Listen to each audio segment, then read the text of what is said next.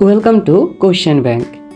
আজকের ভিডিওতে আমরা আমাদের বিসিএস ইংলিশ গ্রামার সিরিজের দ্বিতীয় ভিডিওটি অর্থাৎ 44তম বিসিএসের ইংলিশ গ্রামার সম্পর্কিত প্রশ্নোত্তরগুলো নিয়ে আলোচনা করব। তাহলে চলুন আজকে আমরা 44তম বিসিএসের ইংলিশ গ্রামার সম্পর্কিত প্রশ্নোত্তরগুলো সম্পর্কে বিস্তারিত জেনে নিই। প্রশ্ন 1. By and large means what? Mostly. By and large means mostly. By and large একটি ইডিয়মস অ্যান্ড ফ্রেজ যার ইংলিশ মিনিং হয় মোস্টলি, যার বাংলা অর্থ হলো প্রধানত বা সাধারণত। প্রশ্ন 2. He could not win but learned a lot. Which parts of speech is the word but? A conjunction. He could not win but learned a lot, এখানে বাট হলো একটি conjunction. And, or, but, yet, however, only, etc হলো coordinating conjunction যা দুই বা ততোধিক সমশ্রেণীর ক্লজকে যুক্ত করে। সেই অনুযায়ী প্রশ্নে বাট হবে এ কনজাংশন। প্রশ্ন 3. Select the appropriate preposition. Are you doing anything special dash the weekend? Answer হবে অ্যাট, এখানে শূন্যস্থানে অ্যাট বসবে। Are you doing anything special at the weekend? সাপ্তাহিক ছুটির দিন বোঝাতে উইকেন্ড ব্যবহৃত হয়।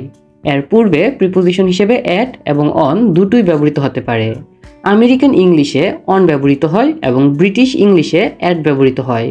আমরা যেহেতু সাধারণত রাইটিংয়ের ক্ষেত্রে ব্রিটিশ ইংলিশ অনুসরণ করি, তাই অ্যাট হবে সঠিক উত্তর। অর্থাৎ সঠিক উত্তর হবে are you doing anything special at the weekend. প্রশ্ন 4. What is the plural form of ship? Ship. শিপের প্লুরাল ফর্ম এখানে শিপই হবে। কিছু কিছু নাউন আছে যেগুলোর সিঙ্গুলার ও প্লুরাল ফর্ম একই, যেমন ship, aircraft, cod, deer, fish, cattle, series ইত্যাদি। প্রশ্ন 5. To get along with means what? To adjust. To get along with means to adjust. To get along with একটি ফ্রেজাল ভার্ব যার অর্থ হলো তাল মিলানো বা সুসম্পর্ক করা। প্রশ্ন 6. The synonym for panoramic is what? Scenic. The synonym for panoramic is scenic. Panoramic এর বাংলা অর্থ হলো দূরদৃশ্য বা চিত্র সংক্রান্ত এবং scenic এর অর্থ হলো দৃশ্য, অর্থাৎ panoramic এর সিনোনিম হবে scenic। প্রশ্ন 7. The antonym for slothful is what? Energetic. The antonym for slothful is energetic. স্লোথফুল এর বাংলা অর্থ হলো অলস, আর এনার্জেটিক এর বাংলা অর্থ হলো কর্মঠ। আমরা জানি যে অলসের বিপরীত শব্দ হলো কর্মঠ, সুতরাং এখানে স্লোথফুল এর অ্যান্টোনিম হবে এনার্জেটিক। প্রশ্ন 8. What is the verb form of the word ability? Enable. The verb form of the word ability is enable. Ability এর ভার্ব ফর্ম হলো এনাবল। অ্যাবিলিটি একটি নাউন যার ভার্ব ফর্ম হলো এনাবল এবং অ্যাডজেক্টিভ ফর্ম হলো able. আমরা জানি সাধারণত ইএন বা এন প্রিফিক্স যুগে ভার্ব গঠিত হয়, যেমন ensure, enlarge, enforce, enlighten, enable etc. প্রশ্ন 9. The word equivocation refers to what? Two contradictory things in the same statement. The word equivocation refers to two contradictory things in the same statement. Equivocation মানে হলো বাকচাতুরী বা ব্যঙ্গোক্তি, সুতরাং এটা হবে two contradictory things in the same statement. প্রশ্ন 10. Which of the following words is spelled correctly? Authoritative. Authoritative বানানটি হবে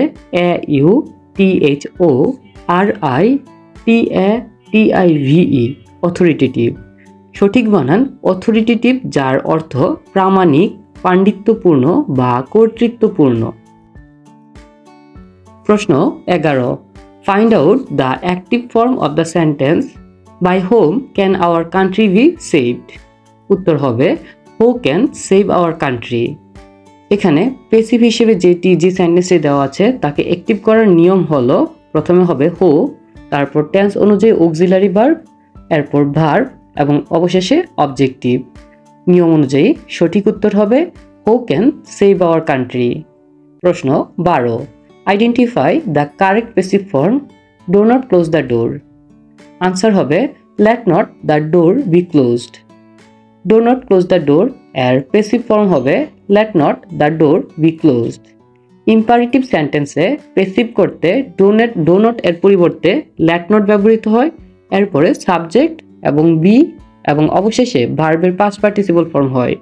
সুতরাং সঠিক উত্তর হবে let not the door be closed. প্রশ্ন 13, sitting happily the chicken laid eggs. The underlined part is a or an dash.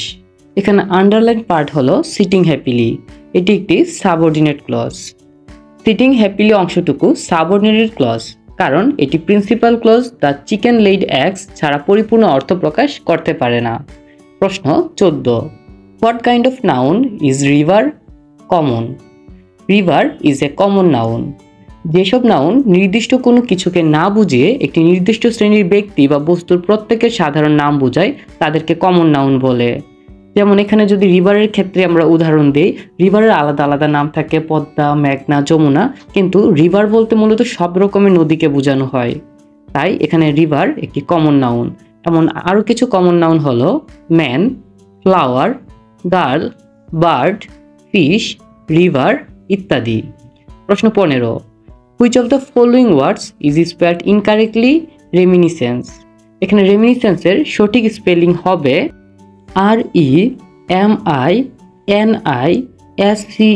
REMINISCENCE। এখানে N এর পরে আই এর স্থানে ই দেওয়া হয়েছে, তাই সঠিক বানান হবে REMINISCENCE,